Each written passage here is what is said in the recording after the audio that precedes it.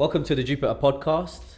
Today I have Wei Liang with me. He is the lead engineer building Ultra, right? Yes. So for those who don't know what Ultra is, can you give us a brief explanation to what is Ultra?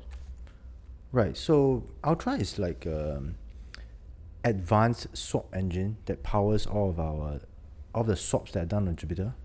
Like before Ultra, we kind of have like a more simplistic, what we like to call now is like manual or like legacy swap. And like last year, we kind of wanted to expand it beyond just the original version, which was just routing through on-chain liquidity, and then we wanted to introduce more features like what we call RFQ or request for quotes, which basically means like instead of just routing through on-chain liquidity, we kind of route through liquidity that's provided by market makers. And then all these things we packaged into like this new, more advanced, comprehensive swap we now call Ultra. Okay, so just for me to understand as a normie, right? Yeah. I'm not a developer. Okay. But I remember watching someone explain on YouTube how quantum mechanics work, right? Now, in a very, very simplistic way, there was a maze and they were trying to find an exit to the maze. And they showed, normally you'd have to go and search all the different routes. Right. But with quantum, it goes everywhere at once, right? Yeah. So is that how Ultra kind of works, where it's like looking for the liquidity everywhere at once, finding you the best route? How would you put it into an analogy? Sort of. I mean, even in the original like legacy swap, we kind of had to aggregate liquidity. I mean, that's why we are known as an aggregator. Yeah. But Ultra takes it even one step further. Yeah. So like we do this thing we call meta aggregation.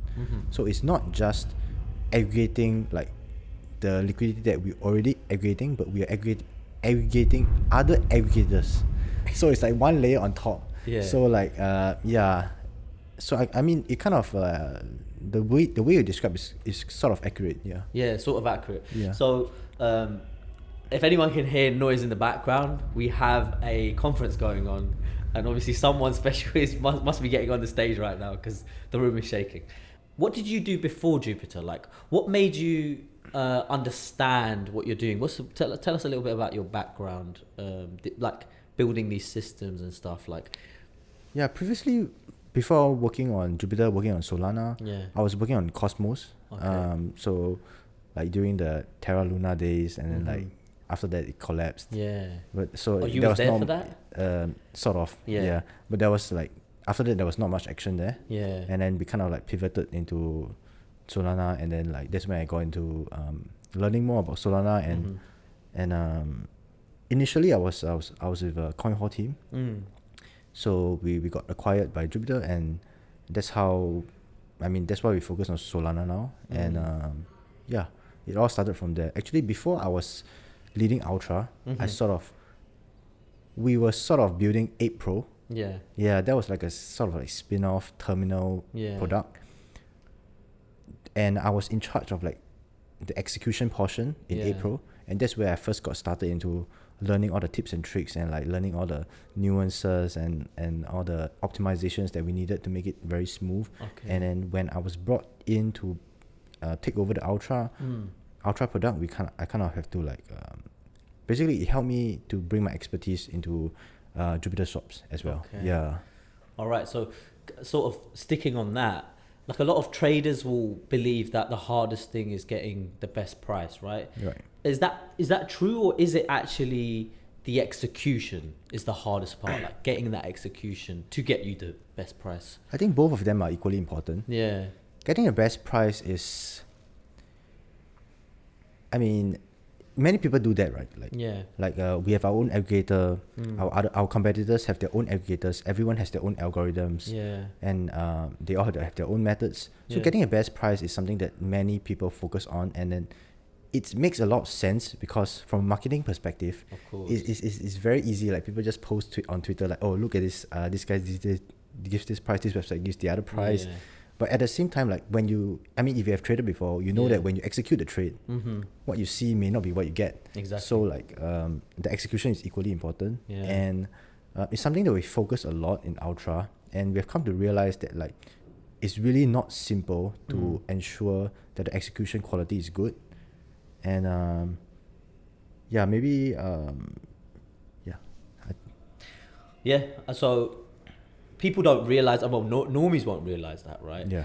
That sometimes when you execute, obviously there's a process, and because of that process, there is what we call slippage, and Yes, exactly. you're allowing room for the execution to get through at a different price. Right. And so early on, if you don't understand that, you can lose a lot of money making trades and stuff. So it's always important to understand how slippage works. But we won't get into slippage because that's a complex matter for right now. Let's talk about on-chain trades, right? Okay. What's the difference, right? Because people trade on centralized exchanges and people trade on chain. Yeah. What's the difference? Because people feel like it's the same thing when it really isn't, right? It really isn't. Yeah. It really isn't, because on chain the liquidity is fragmented, right? There's a lot of different markets for the same pairs even, and so if you're trading at a big size, you want to route through the deepest liquidity, and sometimes that means that it's better if you split your trade across multiple markets so that you can access the most liquidity and you incur the least slippage. On centralized exchanges, it's like they have order book. Like every pair they have one order book, so like there's no fragmented liquidity. Like there's no slippage because it's just placing orders in the order book, and then like it will fill at the price that you specify. Usually, unless you like place a market order or something. Yeah. So I mean, it's a completely different mechanic. Yeah. Like it's different, but I mean, we try to make the user experience similar, because otherwise users don't really understand it. Yeah. So it's part of our job is to like abstract away all those complexity that comes with trading on chain. Yeah. To give them the experience that's as frictionless as possible, Right. as smooth as possible. Right. Like trading on these centralized exchanges, but Yeah. actually doing it for real on chain. Yeah. And making it as easy as possible. So Jupiter processes like billions of transactions every month, right? When you're building something like Ultra, what's the thing you're scared of, like, breaking when you're doing? You're responsible for all of this stuff, and you're going to ship something. What's the case that you're fearful of that would make you think twice about going live, or when you're thinking about not breaking what you already have existing? I mean, the scariest thing, of course, is like giving the user a bad price. Yeah. So we try our best to like ensure that our users understand what we are executing on their behalf. So if you look at our UI, we show a lot of things like price impact, like the fees that you pay. Yeah. Because all these things are things that users, it affects the amount, like the users' funds, and that's the worst part, right? We don't wanna cause the users to lose any funds unknowingly, and ensure that they are able to make an informed choice when they actually decide to execute the swap. Yeah. Okay, and when executing swaps, like Ultra has a very high success rate now, and I know when you first started off, it was around 80%. Yeah, and now it's like 96, 97%. 97%. Yeah. But you want to get it to 99, right? Yeah, for sure. And why is it so hard to get that extra 2%? I mean, in the early days, like there was some low-hanging fruit that we could optimize for. Yeah. And then like it kind of like incrementally bring up the success rate. Like maybe like making one small change could bring it from 80% to 85%. Now we've mostly optimized away all those things. So the remaining 1% we have to like squeeze it out from like very complex optimizations. And it will take some time, but I hope that we get there. But yeah, it just gets harder and harder. Is it like the Formula One cars, right? Like they go so fast, but then when they want to shave the seconds off, it takes tens of millions. Exactly. And so much work to just get those extra points, because they've got to the point of like pushing it to the max already. Exactly, and it's not easy to like test all these things, because it's like we have many users now, and it's real funds from real users. So Yeah. we cannot like anyhow experiment Yeah. with what we are changing. Yeah. So it's a very slow process. Yeah. But funds are safe, and that's the I suppose that's the most important thing. Right? Yeah, yeah, for sure. To be at 96% as well is like very, very high success rate, right? So in every 96, 97%, every 100 swaps, only 3 Yeah. fail, which is amazing. Why did Jupiter decide to like create its own entire like execution layer rather than like using someone else's or like supporting? Maybe the question isn't correct, but you tell me. I mean, I think what you mean is like Ultra is kind of unique Yeah. because typically in a normal decentralized application built on Solana, Yeah. how it works is that transactions will be signed on the front end Yeah. or the web UI, and then it will be sent directly from the browser to the RPC nodes for transaction processing. Yeah. But we chose to do it differently. So instead of submitting to the RPCs directly from the front end, we have a back-end service or that allows us to improve the monitoring for our swaps. So in the traditional architecture for decentralized applications, it's very difficult for the apps to track the success and failures of their users. But in this new architecture, it allows us to have better visibility on what's actually happening. Yeah. And it's the reason why we are able to improve our system to the point where what it is now. And like it also enables like more complex use cases such as Gasless, Yeah. because Gasless requires us to like sign a transaction to pay the fees as well, and all of this is not possible without this new transaction execution layer Yeah. that was only possible by Ultra. Okay. Yeah. Okay. And that kind of takes me towards my question about Web 4, right? Yeah. Like we're building for the future Right. of on-chain finance, and there's this emphasis of Web 4 being very simple and easy for the users, right? They shouldn't even know or feel any friction that exists. And so when you're talking about Gasless, that's a massive part of that.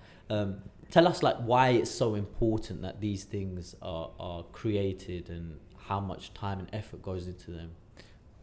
Gasless is really, really important because like for a normie user who doesn't understand blockchains, they won't understand the need to pay for gas for transactions. Like if you're just using like paying for groceries or something, like it doesn't really make sense that you need to you have to like hold another currency to pay for the grocery. It doesn't really make sense. That's kind of what gas is right now.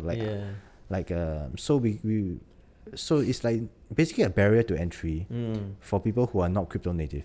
Yeah. Yes, like imagine, like you said, the analogy of going into a store to buy groceries. You have pounds, but for some reason you need euros as well. Exactly. It doesn't make any sense. It doesn't make sense. When you put it into real world perspective, like it's so strange. And actually, like just to transact, you have to pay with that currency. Otherwise, they won't transact with you. So you can't leave the store with the goods that you want. Exactly. And in the digital sphere, it's we've allowed it for so long. It's just the norm for us, right? But I'm glad that it's changing now. I'm glad that I'm able to send someone a magic link and they're able to claim funds and they don't need Solana and they get a crypto experience like that, right? Exactly. It's definitely the future, Gasless. Of course, there's intricacies, right? And there's been conversations like, is it really Gasless? Is it not? What's your opinion on that? I think maybe people are confused. Yeah. Like the terminology could be a bit confusing. Yeah. Gasless does not mean that you don't have to pay for network fees. It's just that we abstract it away from you. Yeah. You don't have to pay for gas in Seoul. Yeah. That's kind of what it means. Maybe the messaging is a bit misunderstood. Yeah. But I think like what we have now serves the original purpose of why we developed it in the first place, which is just to make sure that the user experience as seamless as possible. Yeah. So in terms of what we start out to achieve, I think we did that, but maybe the naming is not the best. Yeah, like labeling. Like we talked with Soulscan earlier, and they were talking about labeling and transparency and how it's super important. To be fair, if you're someone who's not even from the space, right? Yeah. You don't care what gas is. You don't know what it is. You don't even need the label. It's only because we're here and we've been here for so long and experienced we're experienced transactors. We know what gas is. So when we hear the term gasless, we question it. But if I was someone who started crypto tomorrow, it wouldn't matter to me. Like I would just see it for what it is. Right? I wouldn't question the intricate details of what actually there is gas, there's a fee that's being paid and blah, blah, blah, you know, but people will do that, right? But I mean, my grandma's not going to do that. My mum's not going to do that. They're not going to care. They just want their transaction to go through. So yeah, it's gasless, it's gas smooth, it's gas, whatever you want to call it. But it's your life easier. That's what we want, right? Exactly. A convenient service. So tell us, like, how do you see all of this happening in the future, right? Like Meow's talked about social monies. Meow's talked about even like imagine transacting on a wallet. I mean, there is no wallet, but you're able to transact. Like, how do you see all this in the future? I mean, I hope that on-chain finance will become like as seamless as what we do on a day-to-day, like for paying for everyday items. Yeah.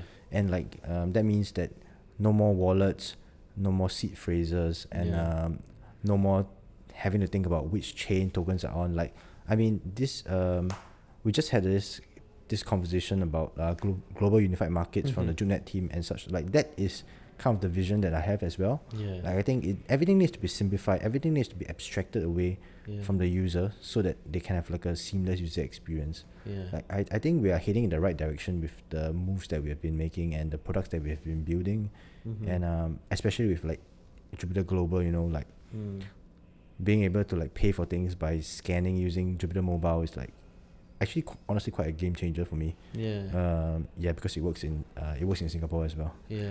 So like that's kind of a direction I have. Like, basically everything becomes more accessible for everyday people. No need to be crypto native. No need to understand what blockchain is. No need to understand what gas is. Just able to transact and use crypto. Actually use it. Exactly. Like use it, not just for trading, you know.